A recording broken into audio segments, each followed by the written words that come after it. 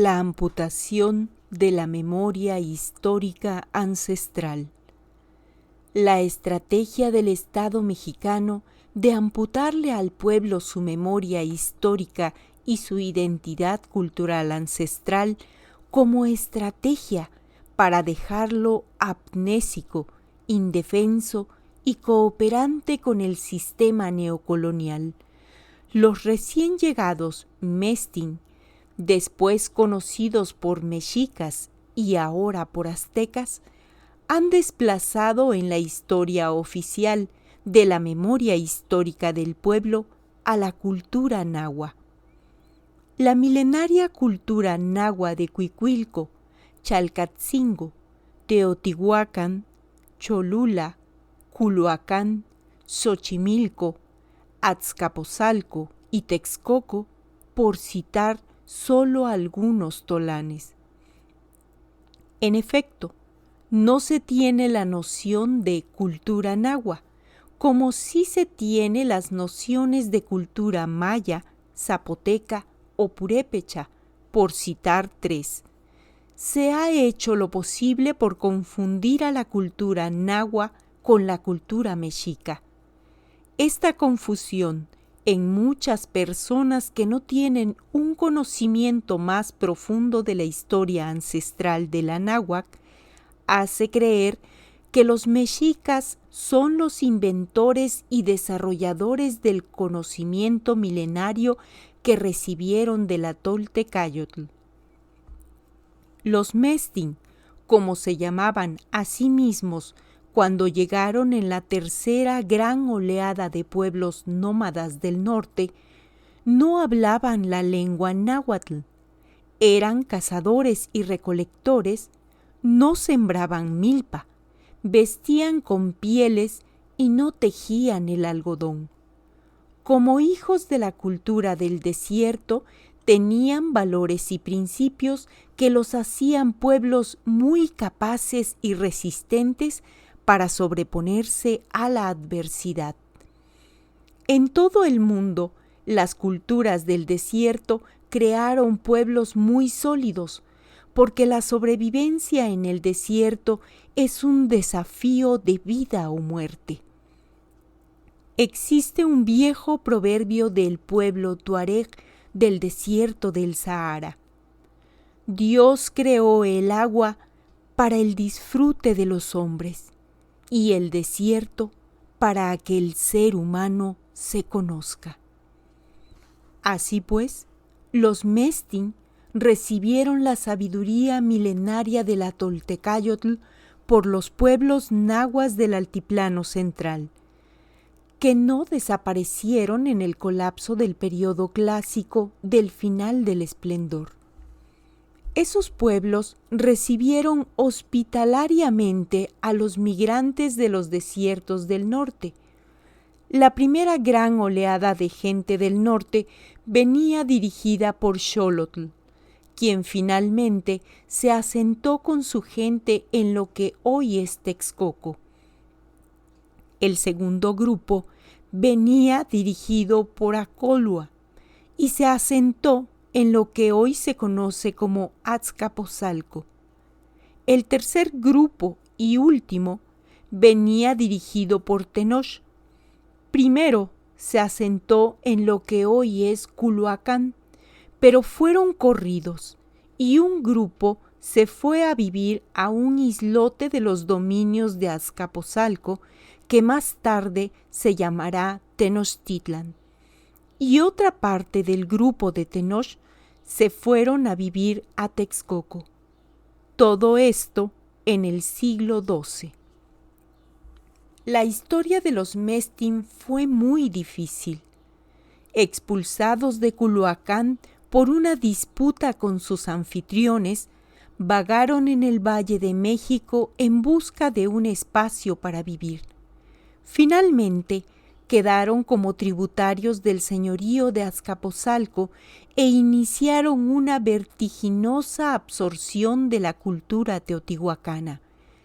Es importante mencionar que la educación desde muchos siglos atrás era obligatoria, pública y gratuita, y que existía un Calmecac en Cholula, el Tolán consagrado a Quetzalcóatl, que se supone estaba dirigido por maestros del linaje tolteca, en donde eran enviados todos los jóvenes de los pueblos nahuas del altiplano central que por su linaje estaban destinados a ser gobernantes. Esta educación especial a los pipiltin, basada en los principios fundamentales de la Toltecayotl, permitía una homogeneidad entre los diferentes gobernantes de los señoríos nahuas del altiplano, lo que garantizaba la armonía entre los pueblos. Los Mestin mandaron a sus jóvenes, entre ellos a Moctezuma Ilhuicamina y a su primo Tlacaelel.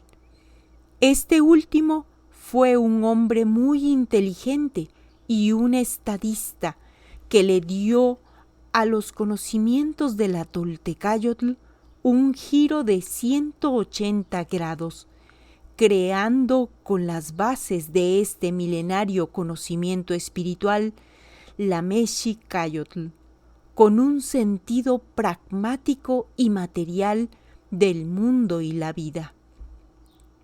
Básicamente la Toltecayotl se sustenta en la figura filosófica de Quetzalcóatl como advocación de la espiritualidad, la educación y el dominio interior, mientras que, para la Mexicayotl, la figura filosófica será Huitzilopochtli, numen tutelar de los Mestin, que llegó de los desiertos del norte, que era la advocación del mundo material, la voluntad de poder y la guerra material.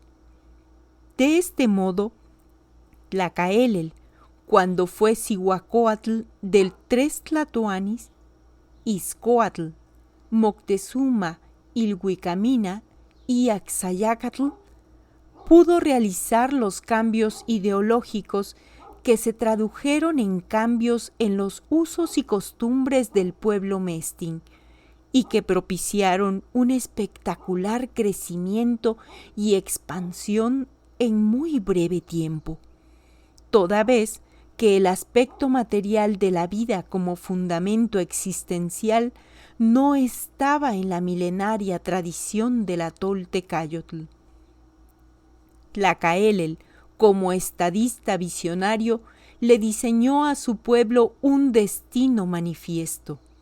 Ante el temor mítico del fin del quinto sol, él le dio a los Mestin la misión de sostener al quinto sol a través del sacrificio material y no espiritual.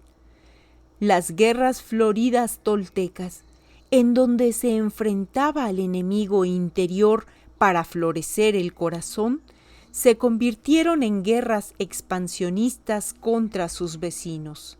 Las guerras floridas se convirtieron en una razón de Estado que proporcionaban pesadas cargas tributarias a los vencidos y prisioneros. Las escuelas se transformaron en escuelas militares.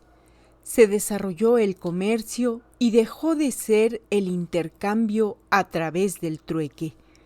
Para ello, se creó un instrumento de cambio, que fue el cacao y las mantas de algodón. Se inició la propiedad privada que nunca había existido en el Anáhuac. Las guerras producían tributos en alimentos, objetos, materiales de construcción y mano de obra a través de los prisioneros. Tlacaelel hizo la primera reforma educativa. Mandó destruir los códices ancestrales donde se registraba el legado tolteca y la llegada de los Mestin al altiplano como el pueblo sin rostro, argumentando que los códices decían muchas falsedades, y ordenó que se reescribieran con una nueva versión, en donde cambiarían de nombre y pasarán a ser mexicas con una misión divina. tomarán una ancestral leyenda y la modificarán, en la que ellos llegan al altiplano en una mítica búsqueda de una tierra prometida. Se crea toda una historia de un pueblo predestinado. Ya no será el pueblo sin rostro que llegaron chichimecas y sin la Toltecayotl. Retoman mitos ancestrales que no pudieron ser de finales del periodo posclásico. Tal vez se puedan ubicar en el preclásico con los olmecas, pero que aparecen en otras civilizaciones y culturas del planeta. En efecto, la idea de una peregrinación en busca de una tierra prometida, el nacimiento de un Mesías de una Madre Virgen que los conduciría a su destino. Esta historia aparece también en Mesopotamia y en África, de modo que se puede considerar que está en el inconsciente colectivo de la humanidad. Educayotl AC